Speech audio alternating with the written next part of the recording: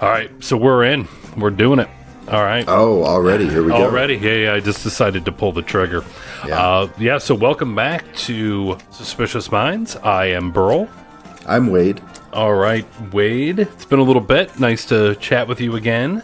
Yeah. Glad to be back. Absolutely. And what we're talking about today is Netflix. They put out a special called Return of the King, The Fall and Rise of Elvis Presley. It came out in November, I believe November 13th of 2024. It was definitely on our radar, so we wanted to go ahead and, get this in the books. But yeah, we finally got around to reviewing it, and so that's what we're covering today. Yes, only on Netflix, exclusively. Most people have the Netflix. I believe we're sharing a password with somebody, so we're not paying for it. Yeah, is this our first Netflix and chill? I believe so. No, that is not the case because we did, the Agent Elvis? Is that what Agent Elvis. I believe that was also, we Netflixed and chilled that. And, here's the thing. If people are wondering, do we have any more outdated slang for slated for this episode? Chances are maybe we do. Most certainly. Yeah.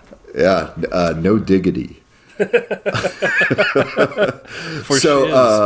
just get into this Return of the King, The Fall and Rise of Elvis Presley, directed by someone by the name of Jason, and I'm just going to spell the last name, Hehir. Yeah, he's actually just spelling out his pronouns.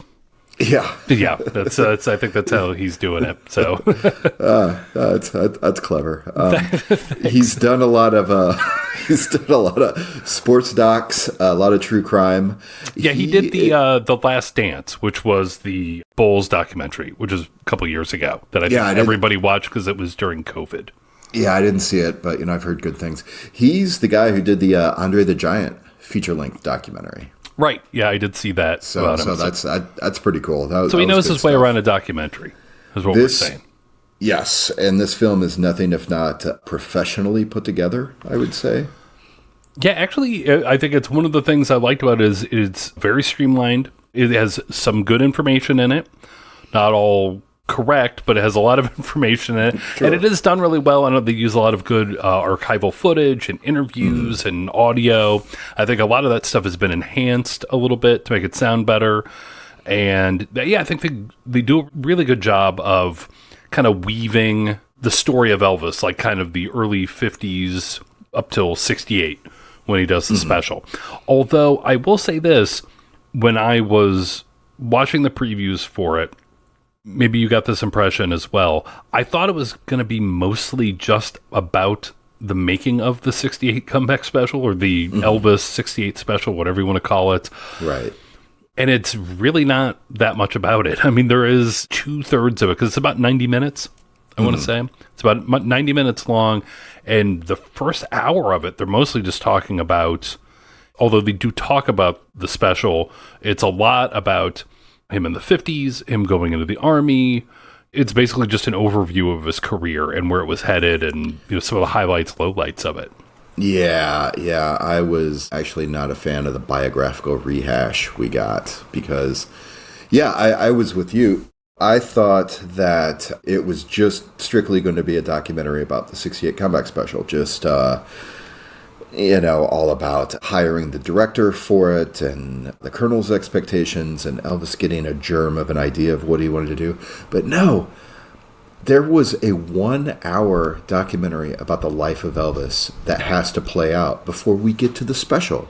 It's crazy. Yeah, it's a lot. Which leads me to this question I wanted to ask you. Is every authorized Elvis documentary meant to be a standalone? Is it supposed to be like, well, this documentary has a focus on like this particular aspect of Elvis's life, but they gotta put in the origin story and there's just like beats that you gotta hit every time? I'm surprised there wasn't a bunch of like Sun Studios stories being retold in this. So I agree that whenever anybody starts talking about Elvis, they inevitably go back to Tupelo, and then they got to tell you the whole story because they think you don't know it. Right. It's really weird. It's like every time they do a superhero movie, You have to get their origin story in there for some reason. I don't know why. Just every authorized... It's frustrating. It is. And every authorized Elvis documentary, from EP Enterprises, it plays exactly like you say, like a Marvel comic from the Jim Shooter era, if you know what I'm talking about, when he was editor-in-chief from the late 70s through the mid-80s. And whatever, a lot of great stuff being put out back then, but his mandate was every comic book is somebody's first comic book. So you'd have scenes like Peter Parker, oh, this bad grade I got on this test, what a vicious sting to my ego, not unlike the radioactive spider that bit me and gave me my spider powers.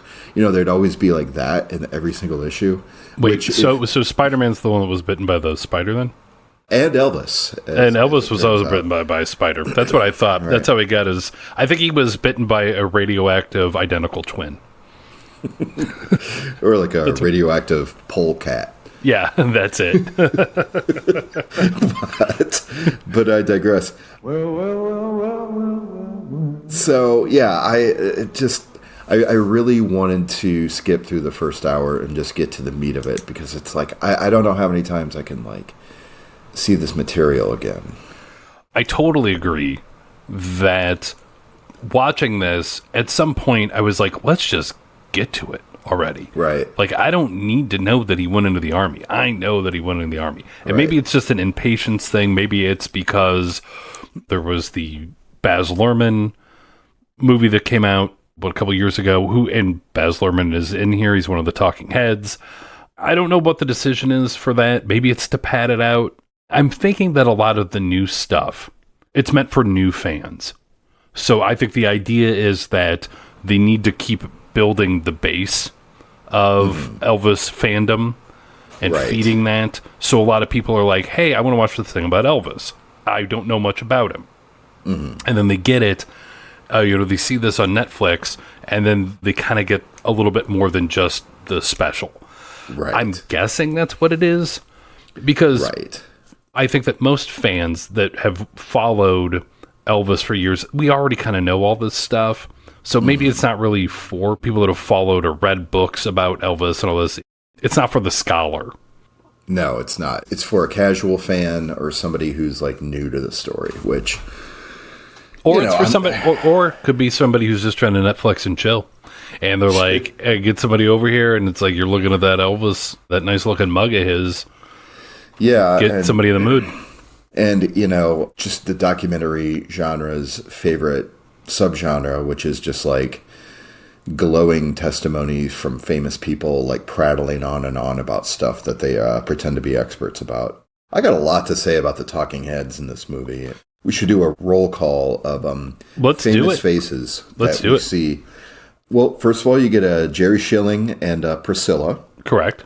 Which, this is a authorized Elvis doc, so they're both still alive, so of course they'll be involved, even though neither one of them had really anything to do with the 68 comeback special. Yeah, right. They were just there. They were living in the house, so whatever. First-hand account, that's great. Yep. You've got Bruce Springsteen, who, you see a lot in this sort of thing, sitting in a very cozy-looking cabin, wearing a dapper flannel shirt, Bruce Springsteen shit. Yeah. The late Robbie Robertson appears. I thought that was odd. Yeah. How long ago did he pass away? So it's less than 2 years. Yeah. Okay. So they got that footage obviously for this. So they've been putting it together for a while. Sure. And then there's some unexpected faces. Conan O'Brien, though, if you were to ask me, and I have no knowledge of this, is Conan O'Brien an Elvis guy? I would be yeah, of course he's an Elvis guy. I would think so, yeah. Right. So, yeah, he's an enthusiastic voice in this film. Also, your boy Billy Corgan from Smashing Pumpkins. Yep, yeah, he's in there. And also, Darlene Love is in there. Oh, yeah, that's right. I didn't write that down, but yes. Yeah, Barbara Eden makes an appearance, very briefly. Briefly makes an appearance in it. Also, the historian Ernst Jorgensen, who's written a couple books about Elvis, he's in there a few times. He's kind of the G.E. Smith looking dude with the long hair. Right. Yeah, I think I don't remember where he's from. But, there's a couple other people. Yeah, of course, you mentioned the director of the 2022 Elvis biography, Baz Luhrmann, is in the house. Yep. And correct me if I'm wrong, is he wearing a version of the leather jumpsuit? At least up top. That's what we can only assume. I didn't see pants, but yeah, he's definitely got like the leather jacket on. I believe a TCB necklace.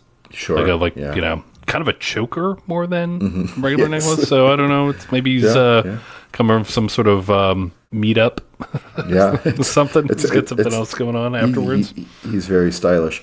Yeah. He's got the energy of like that excitable person, you know, who got like really, really into something and then read the Wikipedia page and then like goes to lunch with you. Right. And it's just like, it's like, yeah, dude, I know all this stuff. Yeah. But you go. Yeah, and then there were two guys that I didn't know particularly well, and I don't have a ton of information on them, but there's a writer named Wright Thompson, who I know works for ESPN Magazine. Right. Which I had to go back and look up his name because I just have him down as the Bug-Eyed Beardo. Oh, come on. Come on. No, he's got the Electric Ladyland shirt on during the whole thing. Sure, he seems all right. He's one of those guys, though, that how do I want to say it? Is it apocalyptic? Does he have an apocalyptic view of Elvis's career? Like if the 68 comeback special doesn't go well, is that what he's kind of saying? Well, it's just something that's like really popular in media now. Like everybody has to like speak in these like grandiose proclamations, like it was the worst or it was the most. And for him, he's one of the first voices we hear in this documentary, and he's already creating this narrative that there's this ticking clock on Elvis's career. It's like the movie starts and it's got kind of like a little bit of a Eye of the Tiger sound-alike guitar riff kind of chugging along in the background. And these voiceovers, this is Elvis's last chance. And it's like, oh my God, dude. It was not his last chance. If the 68 comeback special had gone tits up, I promise you we would have seen more Elvis. Yeah, for sure. I mean, and he still had a contract. Like, we were going to see more of him one way or the other, at least through 1970 or thereabouts, you know, or 69, at least through the next following year, because he still had movies coming out. I think there's just two more people that were in there. One was a guy named John Jackson, who was a historian. He's a music producer. So that's another person we see in there. And then finally, somebody named Sandy Tompkins, who was an audience member who they found. And they only have like a couple of lines. I mean, she's only in it for a brief period of time, probably less so than Barbara Eden, just sort of salivating over her memories of Elvis and the black jumpsuit. So, which hers was a voice I definitely would have liked to hear more of. Yeah, I absolutely agree with that. Like regular people who happened to witness something historic. And what was that like? And none of the rest of these people were there except for Jerry Schilling and Scylla, who are just going to repeat the same canned lines they've been saying for like 50 years. Yeah. Yep. You know? So that was definitely a good part of the doc. I thought it was interesting. This occurred to me. I watched this thing a couple times, and every celebrity voice they get reflects their own baggage onto like the 68 comeback special. Let me explain. You got like Conan O'Brien, and he like leans really hard into the potential for audience rejection. Mm-hmm. Like, you know what I mean? Yeah. Like in the special, and it's like, could you imagine anything that's more Conan O'Brien than like fear of audience rejection? Right. Yeah. It's that. You got Bruce, who is just, it's all about these like visions of grandeur and destiny and all of that. At one point, I wrote this down. He spoke. He was going where his destiny was leading him. And he says it like it's this like really great line. But when you break that sentence down, it's gibberish. Like he's going where his destiny was leading him. Like everybody all the time. What are you talking about? Right. Jesus, that guy. And then also Billy Corgan, I thought was interesting. He's got this like extremely burning desire to be accepted.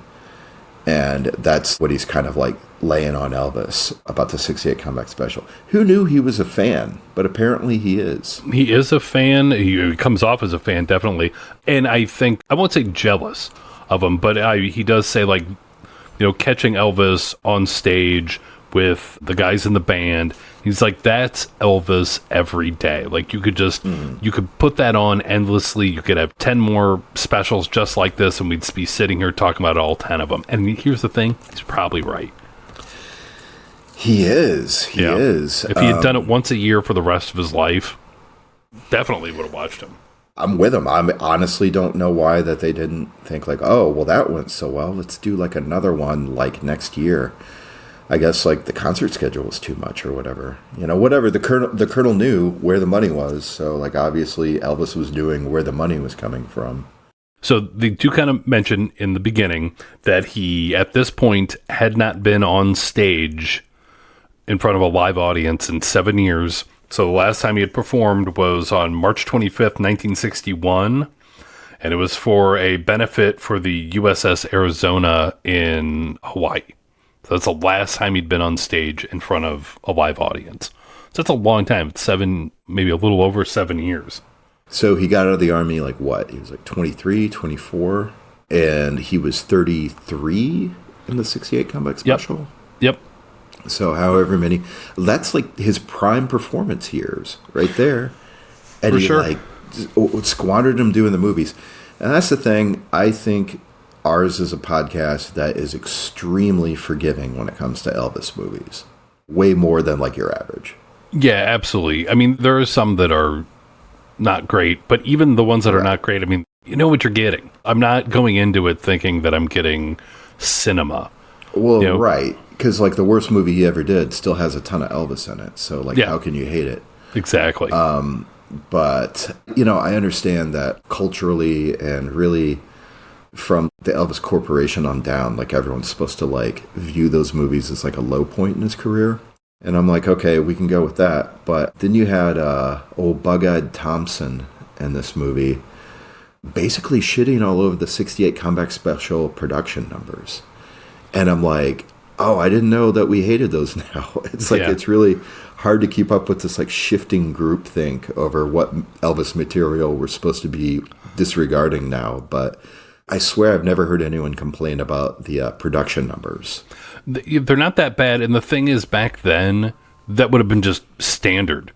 Like, you would have had these sorts of things in a special like that. They would never have just done an hour-long special of Elvis sitting in a room with 4 other guys playing guitar. It just never would have happened. Like, you need dancing girls. You need this pretty iconic stuff. Like, the opening is iconic. That's a production number, It is.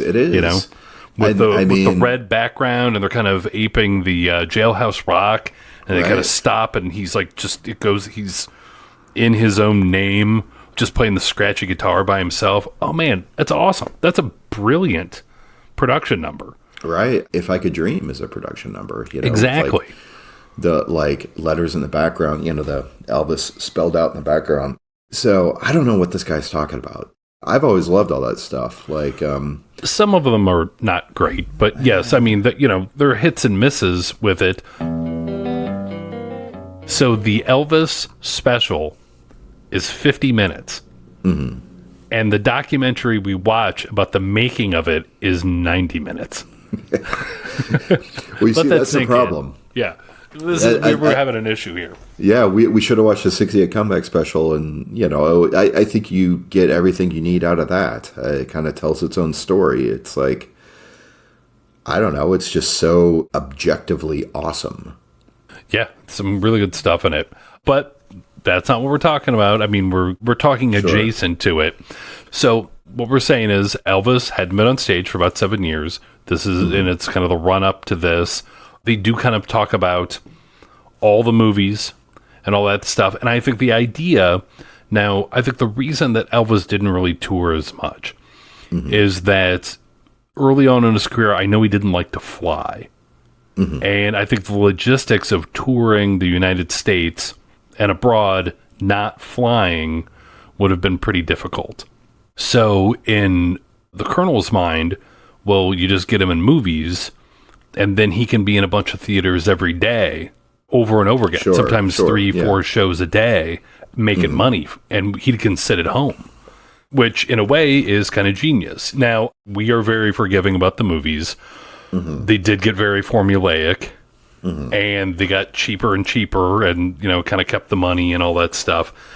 So I don't think the way it was working was going to maintain. It wasn't. I don't think it would have worked into the 70s. I think it was ending. No, but they weren't making movies like Elvis movies in the 70s, so they just would have made something else. Right. Yeah. And I think that, Change of Habit. That's kind of a departure. Right at the end of his movie career, it was like Charo and Change of Habit, a couple of other ones that are different than what he was doing. So you can see the change happening in there because he's maturing too. So, it's not going to make as much sense of, hey, here's this 40-year-old guy who's going to be a chaperone at I don't know, maybe it did still make sense to them. Maybe it would have been 40 years old being a chaperone at a freshman girls dormitory or something. Oh, god damn. He would have loved it. I really think Elvis making movies in the 70s, we would have at least gotten a Dirty Harry ripoff. If he made a movie in 72 or something, you'd be yeah, I'm a badass cop in San Francisco or some shit. Or I think we would have gotten a martial arts thing at some point. Definitely martial arts. And then I think maybe he does the Walter Matthau part in Bad News Bears. He's a buttermaker. Yeah, or I could see him go into the White Lightning type of movie, like Gator. Oh, sure. Some Burt Reynolds stuff. I mean, if there is a more similar screen presence to Elvis than early Burt Reynolds, I don't know. This is the same real estate they're occupying. Absolutely. I think we've talked about it before, the Smokey and the Bandit, but then he's driving the Stutz Blackhawk with a Black Hawk painted on the top of the hood. So I think, overall, it's definitely worth a watch. You could probably skip, although it'd be really tough. It is 90 minutes, which I think that's the big downfall. If it was an hour long, I think it'd be awesome. Right. An hour long, and if you're going to do the biographical rehash, do it in 20 minutes. Exactly. I totally agree with that. That's really the only real issue I have with it. And then the other thing is just the false narrative that Elvis's entire career hinged on this performance going well. And if it didn't go well, he was washed up and done. And that just was not the case at all. He wasn't going to go away if he didn't do well on it. They would have just found some other stuff to put him into. He would have gone on tour. He would have done on whatever. People were still going to go see Elvis. They went to go see Clambake. I would say definitely worth a watch. It's one of those things that, on YouTube where you can watch something at 1.25 speed or something like that. You can watch it faster. If you find it on YouTube, just do that. And you can get through some of the stuff a little bit faster. That's what I would do. And then towards the end, it really picks up. The last half an hour of it is very good. How about you? What do you think? Ultimately, the good things I like about it is that it is 90 minutes and not 2 hours and 25 minutes because, people have shit to do. Being that it's that length, it kind of makes me feel was this originally conceived as running on broadcast television with commercial breaks and stuff? But anyway, running time was good. I liked seeing some behind-the-scenes footage or outtakes, I guess, from the 68 special that I hadn't seen before. I didn't know if they'd been commercially released before this in any form, but I haven't seen them. So that stuff was cool. Elvis's weird banter with the crowd, always this really self-deprecating banter he's doing. Yeah. Always good. Oh, I was a big fan that one of the talking heads wasn't Dave Grohl. Yeah, that's great. That's very good. It's I expected his hairy face to show up at some point and start pontificating about something, but no Dave Grohl. If you could pick somebody to be in it, who would you pick? Yeah, I have a couple. I would get rid of, I don't know. Well, you don't have to get rid of anything. You don't have to get rid of anybody. I don't want anybody to hear this and be like, well, why did they hate me? I just want to just know, like, if you could add somebody, like a value add, who would be your picks? Well, I hate to bring it up because it comes up so often in the show, but from the band Kiss, bassist Gene Simmons. Okay, I could see that. I think he would have a very good, like, business-wise, why they were doing the stuff. I feel like he would be really good to talk about Colonel Tom Parker, if there's a special. As much as he is a musician, he is a businessman first, you know? Yeah, and it's wild because, he's got opinions on Colonel Tom Parker. I'm sure he loves him. Though I will say everybody in Kiss are, like, more like Beatles dudes than they are Elvis dudes. Yeah. But still, I mean, I'm sure Gene Simmons has an opinion. I like his perspective in things because he's got this immigrant's point of view. Sure. It's the same thing you get with like Eddie and Alex Van Halen. It's like, well, we weren't born in the U.S. We immigrated here. And when we moved here, we did not speak English. And we had to like learn really fast. And we were talking about this earlier. It's always like talking about your hometown. It's like, oh, this place sucks. Why would anybody want to live here? But the people that appreciate it the most are the people who moved there like later in life. I'm saying with St. Louis, everybody I know like badmouths this place constantly, and it's like, oh my God, there's so much shit to do here. But yeah, so that's anyway. Weird. I've never heard anybody badmouth New York. Yeah. But you'll agree that there's no shortage of things to do. Yeah, absolutely. No, not at all. So, a guy like Gene Simmons, still to this day, I don't know how old he is, like 85 or whatever. But he's like, America is great. America is so fun and cool and all of that. So it's just an immigrant's opinion that I appreciate hearing. Another possible talking head situation I would have liked to see in this movie, John Carpenter with Kurt Russell. Okay, I actually wrote down Kurt Russell. That's who I wanted to put. And from the perspective, and I think it's the same thing as you were going to say, which is he was in an Elvis movie as a kid, child star, and then he portrayed him in the John Carpenter biopic. So I think that'd just be a great perspective of having him in there. I'm sure he probably would have done it had they asked him. Absolutely. And I don't know, maybe not, because I don't ever recall seeing like Kurt Russell as one of these figures in an Elvis documentary, because you think he'd be a natural for somebody they'd want to ask. Well, let's just put it out there. When we do our Elvis documentary, I would like to personally extend an invitation to Kurt Russell to be in there. I would very much enjoy hearing his opinions. Yeah, absolutely. And I'm just saying it would be a hoot if John Carpenter was with him, director of the Elvis TV movie. And also, if you've ever heard a commentary track, back in the old days of DVD commentary tracks, if you've ever heard John Carpenter and Kurt Russell together, those two guys are a hoot. I'm sure. Yeah, maybe. That might be a great combo to get, for sure. With the stipulations that, like, yes, you can smoke in this room. And also, a half an hour before they start filming, send over to the set a 6-pack of, like, Old Milwaukee Tall Boys. Oh, man. And then you just go. You just shoot whatever they got. Make it a 12-pack and I'm in. Yeah. You don't want them to run out halfway through. Don't want those two sobering up. Right. Or us. Yeah, or us for that matter. Damn it. Yeah, Jesus. So we anyway, do this too late to do it sober. What do you rate the movie? What do you give it? Okay. So it's not a Charlie Hodge. It's not a Lamar fight. I'm going to say it's somewhere between a Diamond Joe and a Sonny. Sonny West? Sonny West, yeah. Yeah. I don't know. I think I give this movie a David Stanley. Really? Okay. Yeah. Just kind of like... Well, I'm taking it from the perspective I said before.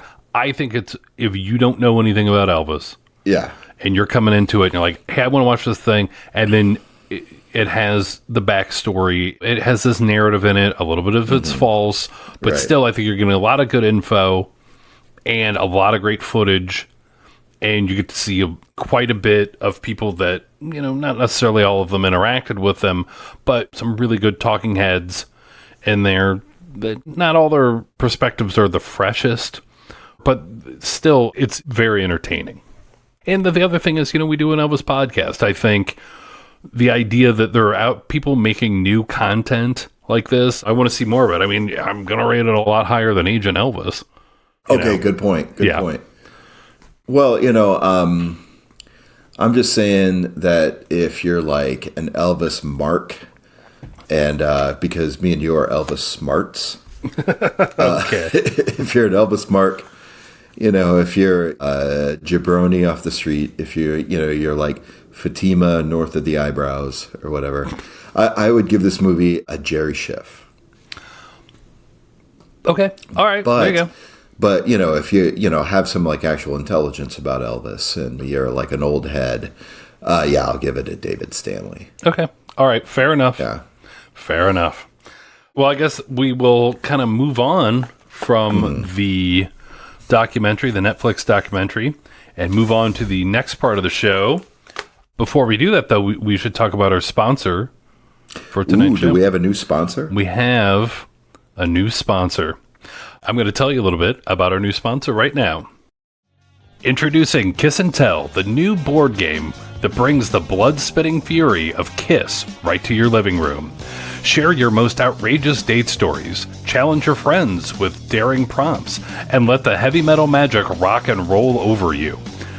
Rate your date from God of Thunder to Hard Luck Woman.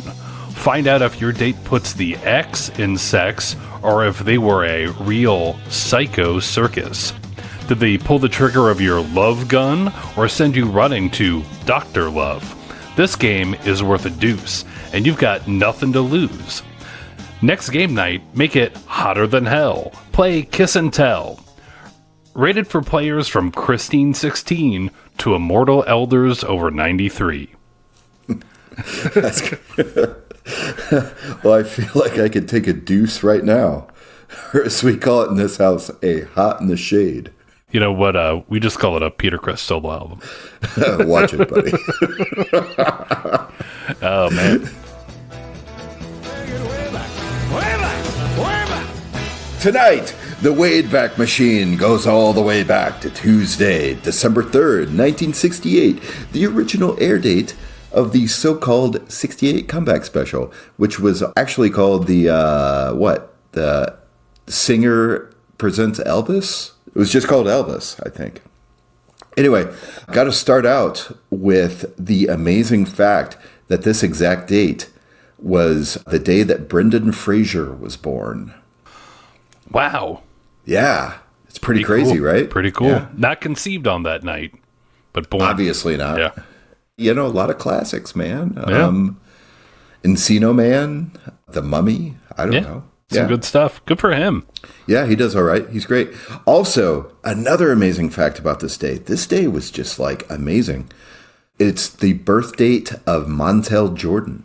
Okay. Wow. Okay. Yeah. Which the author and performer of 1995's all-time summer jam, This Is How We Do It. Yeah. And we keep doing it that way. Yeah. I mean, that song has not aged a day. No. To my old ass ears. But yeah. Fantastic jam. So December 3rd, 1968. If you were to go into a movie theater, you might catch such films as The Hellfighters, if you're familiar. Do you know that one? I don't know that one. That is a John Wayne movie where he plays an oil field firefighter. Oh, I've seen that. Yeah. Oh, it's based on like a real guy too, right? Yeah. It's pretty nuts. I just saw that movie like 2 weeks ago, completely independent of this show. Kind of sucks. Like, I don't know. I don't like that like latter era, like John Wayne stuff, but I would say that there is 100% certainty that Elvis had seen that film, had rented out a theater. Yeah. Oh, I would imagine. 100%. 100%. Also in theaters, Yellow Submarine. Hey, there you go. The animated Beatles movie. Yeah, real culture clash right there. You had the old guard and then like the new wave kind of like fighting it out in the media landscape. I think that movie kind of sucks. Like, Yellow Submarine. We'll say half of the soundtrack is like amazing. But the song Yellow Submarine, I've always thought is like super stupid. I hate the look of that cartoon. Okay. And it's just like, man, a whole lot of nothing going on in that movie. Anyway, hot take, I guess. Who cares? Yeah, absolutely. Also in theaters. This is amazing. Head was in theaters at the time. Wow. The Monkees. Yeah. That's the Monkees movie. That's pretty great. Have we talked about this? The reason that they named it that? What's that? The Monkees movie, the reason it's named Head, because they wanted to do a sequel to it. Mm-hmm. And then they wanted the tagline to be from the people that gave you Head. Oh. That's what I've heard. That's why it's called that. Pretty awesome. Trademark Monkees wit. Yeah. I'm not going to go like all hot take and say that the Monkees were like better than the Beatles, but I am going to say Head is 100 times the movie that Yellow Submarine is. That is 100% true. You heard it here. That is a hot take, and it's true. And like, full disclosure, Head is in my top 10 favorite movies. I think it's like amazingly good. Man, that Porpoise song, Carole King wrote that. That is so good. Do yourself a favor. Go find the demo of that, of her singing it. It is amazing. It's so haunting. Yeah. Great listen if you've never listened to it. I think you can find it on YouTube. Anyway, go on. But, sorry to interrupt you. Which monkey sings that one? I believe it's Mickey Dolenz. Mickey Dolenz. I believe you're correct. And he's the only one still alive. Yep. So we could get him to sing it. I 100% know that he still tours. Yeah. And that song is in the set. Yeah, well, sure. Why wouldn't it be? It's amazing. I mean, it's amazing. It's really like one of the best films of the 60s. I don't know. Young people who've never seen Head, stream that shit. Do that immediately. Don't watch Return of the King. Watch Head. Moving on. Watch both. Watch both things. Yeah, you're a young person. You have time. Yeah. Like, you're just waiting for your mom to make dinner for you. So kill some time somehow. On TV, December 3rd, 1968, NBC was the network that aired the 68 Comeback Special, which preempted the Jerry Lewis Show. Oh, shucks. Which I know you didn't disparage Jerry Lewis. No, I would never do that. No, the man's a genius. He's one of the all-time greats. I don't know what the Jerry Lewis Show is. Probably a variety show, I'm guessing. Probably. I have no clue. Yeah. I have no clue. I don't know. I didn't look it up. But anyway, that's what played on NBC instead. And on ABC that night, the records are real spotty on this. It was either a rerun of the Mod Squad. So like basically like the sacrificial lamb, like rerun. It's like, we're not going to beat Elvis. Or there are conflicting reports that say that they ran a National Geographic special about reptiles. So either or. Who knows, because everybody was watching this. Right. I wish that listeners would contact us like one single time, just so we could get the one person that said, like, when this originally aired, my dad insisted on watching the National Geographic special and the only TV in the house. And I missed it. That sounds like... Yeah, like, we're not watching this. Click. Yeah. But honestly, that sounds so dad to like pull that. Okay, and then on the only other network, CBS, they had an episode of Lancer. Oh, yeah. Lancer. Do you know Lancer? Not well, just, enough from, like, I've heard of it. I got to be honest, I had never heard of this show before I looked it up. A Western drama in, like, the Bonanza vein. Yeah, like something like that. Vibe. Yeah, that was on a ranch. Yeah. Right. It was a cattle rancher who calls both of his sons to, like, help do ranch shit. And it was two half-brothers who'd never met. That's the premise of the show. And there's, like, a white dude, and there's, like, a half Mexican. And he's, like, the cool, quick-draw dude. So, yeah, I'd never heard of this show. Whatever. I watched a couple minutes, watched the opening credits. Looks good. I don't know. I'll check it out at some point. I did note that it was a place for early roles for Joe Don Baker and Sam Elliott. Ooh, nice. On this show. Good old Sam Elliott. Yeah, so that's how far back he goes. But anyway, obviously Elvis just dominated the ratings. It's the highest rated show of the year. NBC's highest rated and more eyeballs than anything else. Okay, and then we're moving on to music now. The number one single on this date was Love Child by Diana Ross and the Springs. Yeah, I was going to say that Screams. Yeah, it's a pretty good one. Yeah, it's a really good one. I really dig that one. And actually, it had just taken the number one slot after 9 weeks of Hey Jude at the number one slot. Whew, thank goodness. Mm-hmm. That's too long for that to be on top. Although a good tune. And of course, yeah, it's okay. Hey Jude's good. Though Elvis would later cover Hey Jude, of course. Did he ever cover Love Child? I don't believe so. Yeah, probably not. Probably not. All right. And then that week, here's the album charts. Number one album in the country, the Beatles' White Album. Okay. Number 2, Glenn Campbell's Wichita Lineman. Lineman. Man, that's a good one. What do you say? Lineman? Lineman? Lineman. Yeah. Lineman? Yeah. Lineman? I'm overthinking it. Yeah, I think so. Yeah, that's a great song. I got a real soft spot for Glenn Campbell. Oh, I love that guy. One of the finest musicians ever in the genre. Yeah, he's up there, man. Yeah. Just absolutely stellar skills. Number 3 album, Big Brother and Holding Company's Cheap Thrills. It's got that Janis Joplin, you know. Yeah, I've heard of her. Yeah. Heard of her. She did some singing. Yeah, I don't know if I like that stuff. I'm just saying. Really? Oh, man, she's Janis Joplin? I don't know. Okay. Well, agree to disagree. I think she's amazing. I think she brings the intensity, but I don't know about the singing. Okay. All right. Just saying. A great album cover by the great Robert Crumb. Oh, yeah. I remember that one. Yeah. Classic. 4th was Steppenwolf's The Second, which you'll be surprised to know was their second album. Pretty amazing. That's some smart thinking there with the title. Yeah, and that's the one with Magic Carpet Ride, which I was surprised to learn that Magic Carpet Ride and Born to Be Wild weren't on the same album. Wouldn't you just know it? Yeah, right.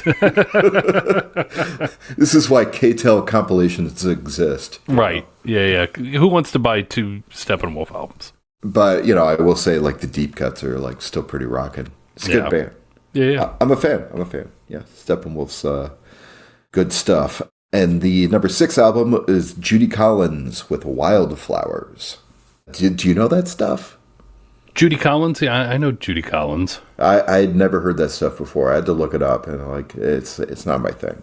I'm trying to remember what her big tune was, but I remember she's played a little guitar, that kind of stuff. Right. Yeah. There's a lot of folk stuff on the charts back then. Yeah. And I would not normally do the top 6 albums, but I have to include this. The number 6 album that week was Jimi Hendrix's Electric Ladyland. Wow. Which you'll notice that Bug-Eyed Beardo was wearing the Electric Ladyland shirt. I did notice that. I did notice. So do you think he knew? Do you think that was planned?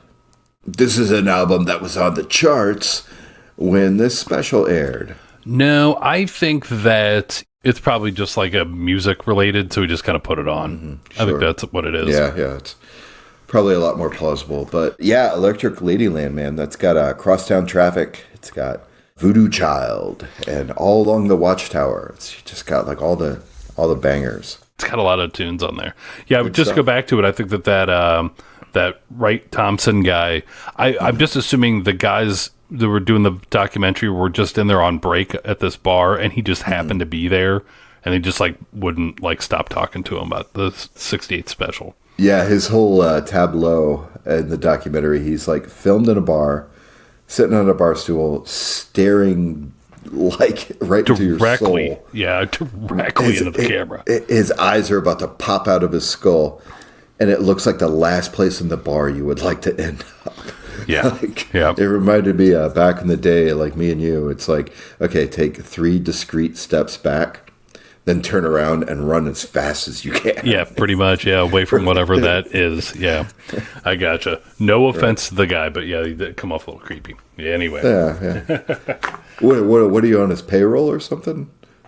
No, just, he could come after one of us. You never know. Anymore, I don't want to be too liable for anybody. Right, people are litigious. So I guess I would love some people to come after us.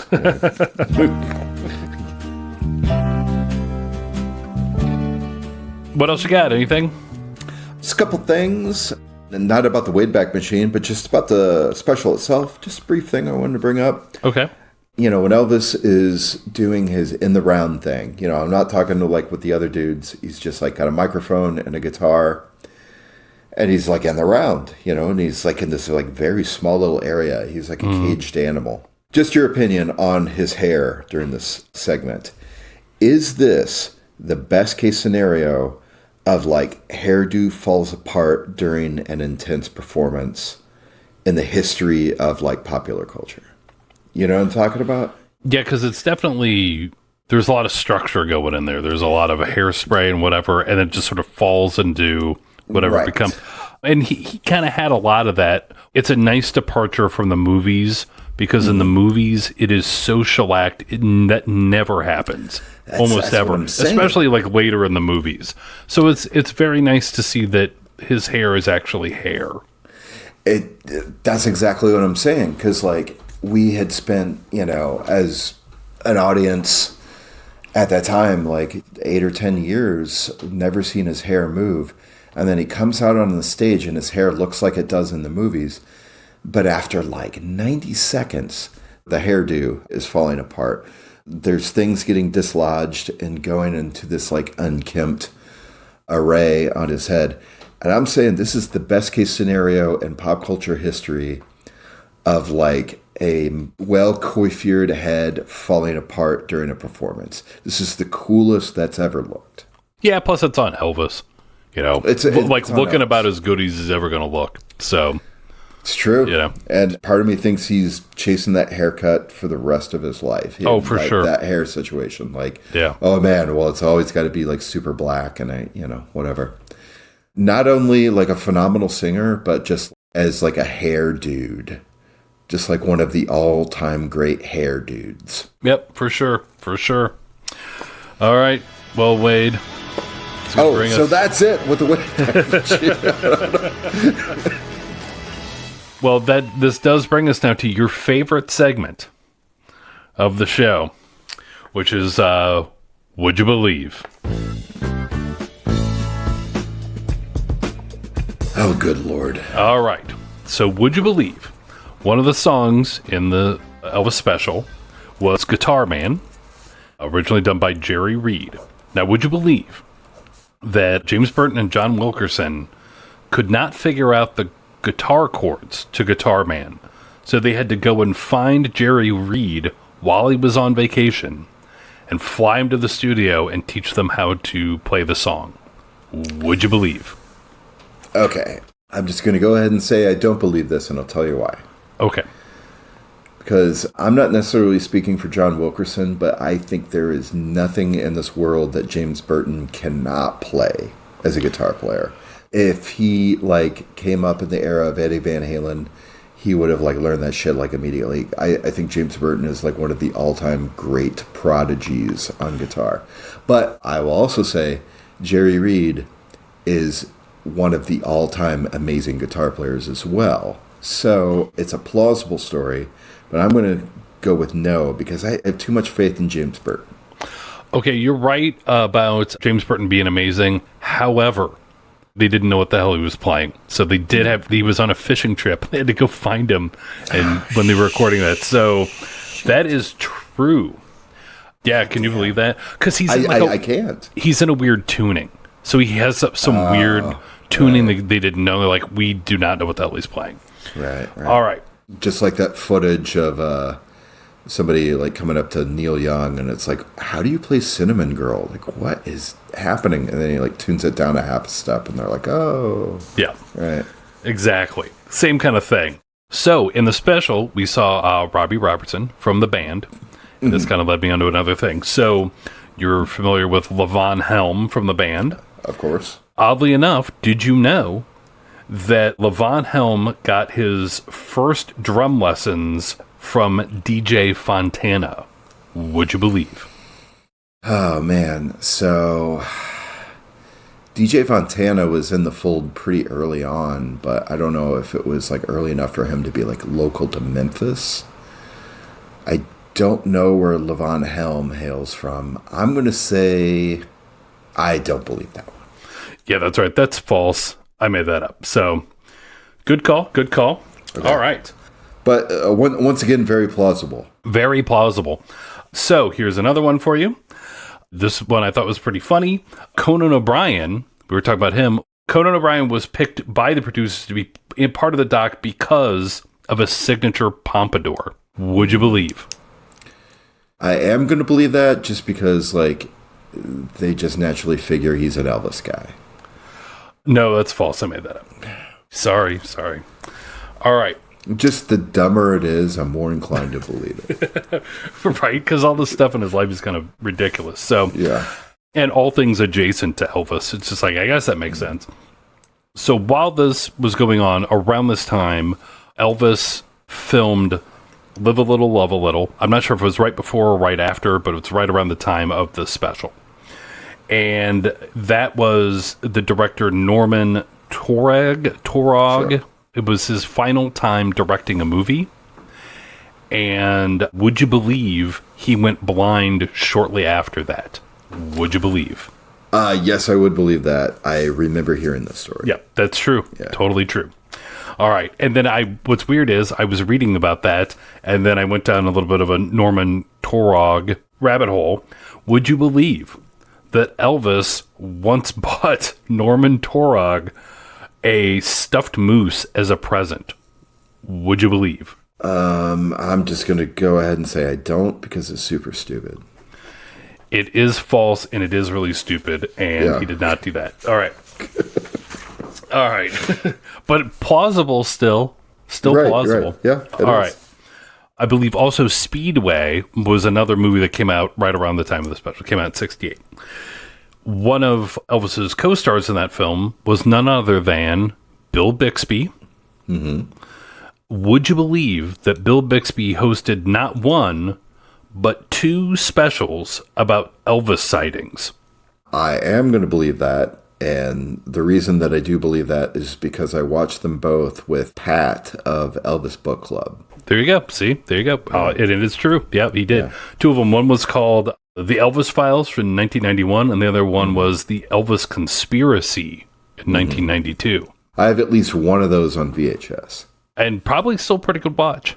So I don't know, man. It's a pretty disgraceful chapter in Bill Bixby's life. Because, like, I'm just saying, because him and Elvis, like, I guess were friendly because he was in, like, multiple Elvis movies. Like, sure. If he sucked, Elvis wouldn't have wanted to be around him. And, like, Bill Bixby seems like a pretty chill, cool dude in all the interviews I've seen. Which, I will say this, I've seen a lot because my boys have discovered The Incredible Hulk and got, like, super into the show. So I've watched a lot of Bill Bixby interviews recently, which is a sentence not many people could say. So, like, why are you doing this towards the end of your life? Like, you have cancer, and you're like, is Elvis alive? Maybe. Who knows? I have a theory about that, right. Which is he probably needed to keep his SAG card so he could keep his insurance. And there probably weren't a lot of offers coming. So if you don't work for X amount of time, you lose your insurance. That's probably why he was doing them. But here's the thing. He directed like 50 episodes of Blossom. Oh, well, maybe he... Yeah, he like went like behind the camera. Maybe insurance is better than SAG. Or is it the same thing? I don't even know. Because it's Screen Actors Guild. I don't know. Maybe it's the same thing. Yeah, Directors Guild. Yeah, is it a different thing? Who knows? I don't know. Yeah. Get Bixby on the phone. We should do one about Bixby sightings. He just celebrated his 92nd heavenly birthday. Oh, wow. Just like a month ago. At the time of this taping. Wow, that's amazing. Yeah, which I guess he still could have been alive, I guess. Sure, could have been. Yeah. 92. It's a little long in the tooth. Hey, how old is Shatner? He's 104, I think. No, I don't know. He's older than 90? He's older. He is in his 90s. Yeah, he's up there. That's crazy. And in a way, maybe he looks better than he did in like the 80s.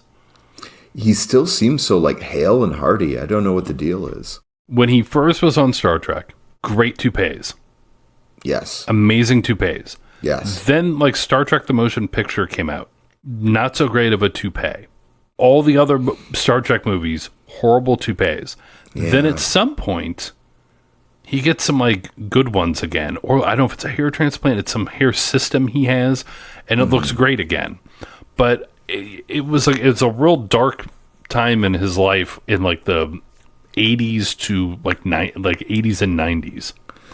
It's so weird because, you know, he is always wearing like fake hair. That by Star Trek the Motion Picture in 79, they decided like, yeah, you know, at this point in Kirk's life, he probably would get like a perm and like dye it dark brown. Sure. Which is like, that's not what his hair looked like on the show. Look at Spock. His hair looks like it did on the show. You know, McCoy, his hair looks like it does on the show. Why did Kirk get this like hair reboot?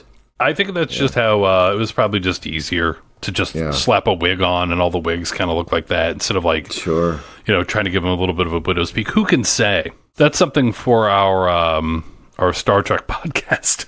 It is, and I'm just going to say this right now. Hot take: Star Trek the Motion Picture fucking rules. The first one, you like that yes. one? I haven't seen it in a long time. I remember it being okay. I think Wrath of Khan is probably better, right? Yeah, sure. You know, like Wrath of Khan is like a better movie, but the whole thing is like Star Trek the Motion Picture is exactly what Star Trek is. And then Star Trek 2 is like what Star Trek becomes after that. It becomes this like revenge thriller, battling starships. And that's the one where they kind of started where they destroy the Enterprise in every movie then afterwards, right? Okay. Because you got to keep people interested. But like Star Trek the Motion Picture is this like methodical, thoughtful, big sci-fi ideas movie. And then after that, it was never that again. It's a bummer. Yeah, it's like scientific competence. We have a problem, we solve it by the end of it. Like that kind of deal. Right. Yeah. Like working together through our differences. That's what Star Trek is. Yeah, that's Star Trek to you. All right, well, with all that being said... I hope we keep all of that. Yeah, I probably will. I don't know. Yeah, but you did pretty good on that Would You Believe? That was Would You Believe? It was 2, 4? Yeah, 2 and 4. Yeah, so you did pretty good. That's really good. I don't know. You've had a couple that I think I got you almost all of them. Yeah. But I don't know. Whatever. Maybe I'm off my game currently. I was too busy writing copy for our sponsor. It was like, oh, I got to leave these things. Just a couple things to go over with everybody. First of all, if they would ever want to get in touch with us for some reason, they can always email us at suspiciousmindspodcast77@gmail.com.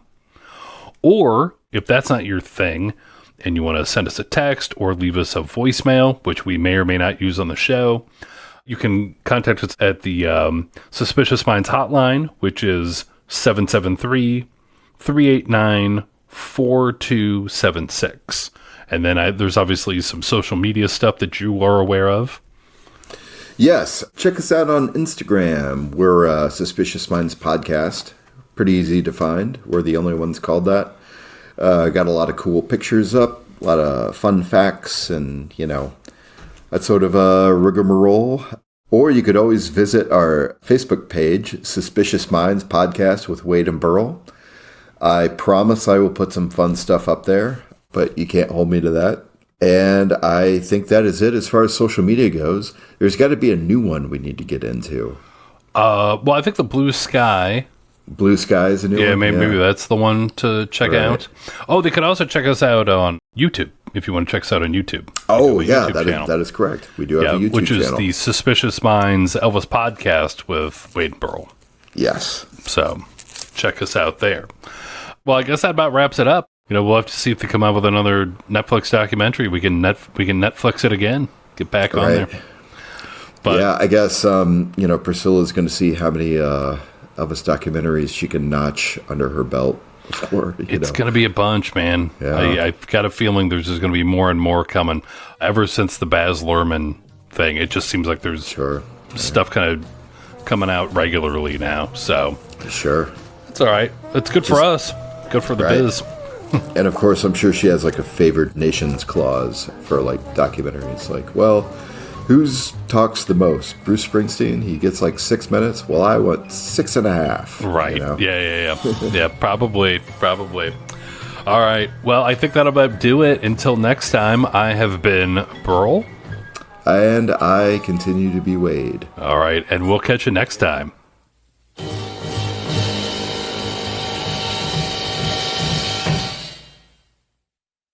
Thank you. Good night.